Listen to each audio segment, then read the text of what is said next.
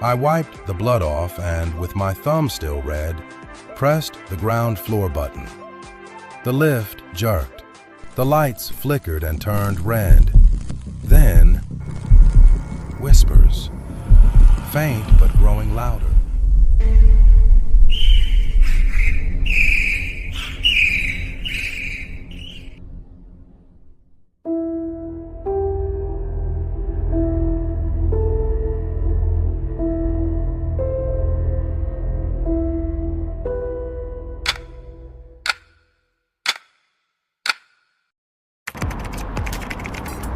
Poverty, the central theme of life in Nigeria.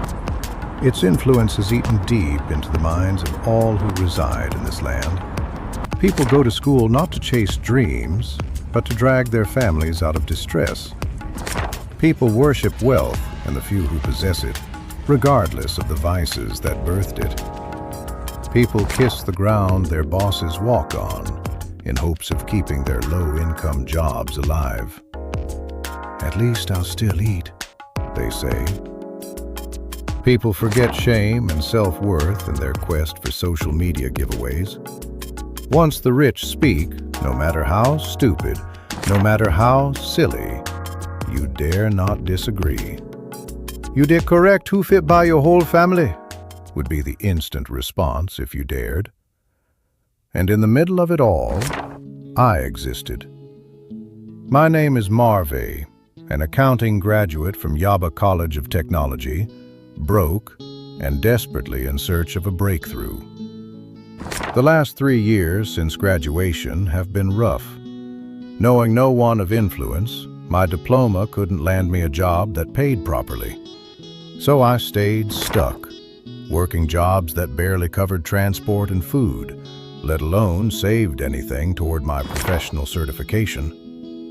And without that certification, forget about landing any high-profile accounting job in a country crawling with thousands of accountants. Still, I kept applying. Someone, somewhere, will give me a chance, I believe. Until then, I worked at a sports betting shop. It was close to home and paid about the same as other low-tier accounting roles. That meant less spent on transport, but it also meant no real experience gained, and no weekends off.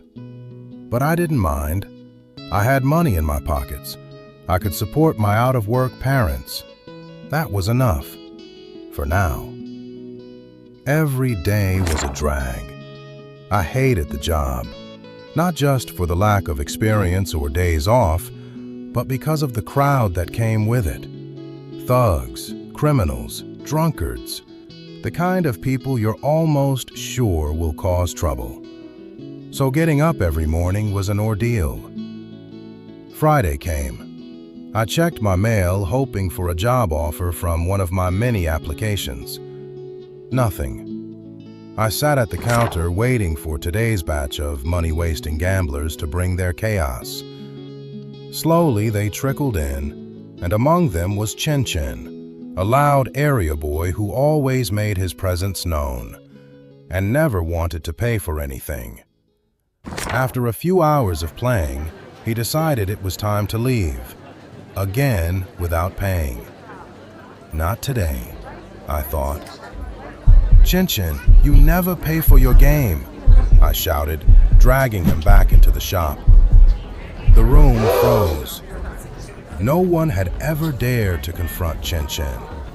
You couldn't, not unless you had a death wish. "I be this one they mad me," he barked, turning to face me. Pow! A punch straight into my face. My nose shattered on impact. I went home that day with a bleeding face and a sack letter. Apparently, I was at fault for asking him to pay. Back home, I checked my mail, not with hope this time, just out of routine.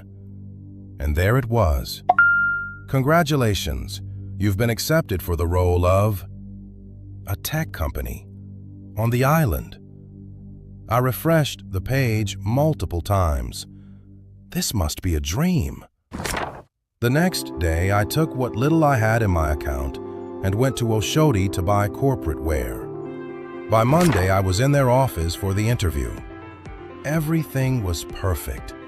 I was asked to resume that same day. "You're enthusiastic and competent, just what my team has been missing," the recruiter said. Finally, Mummy's prayers were being answered. Years of hardship finally over. Or so I thought. After a long day of introductions and touring the company tower, it was time to go home. As I stepped into the lift, my nose started to bleed again. I'd forgotten to see a proper doctor, not that I could afford one. I wiped the blood off and, with my thumb still red, pressed the ground floor button. The lift jerked. The lights flickered and turned red. Then, whispers, faint but growing louder. What is going on? I clutched the railings. Suddenly, the lift stopped. The doors opened, but this wasn't the ground floor. It was something else. The familiar lobby was gone. In its place, 2 doors and a dusty security chair empty.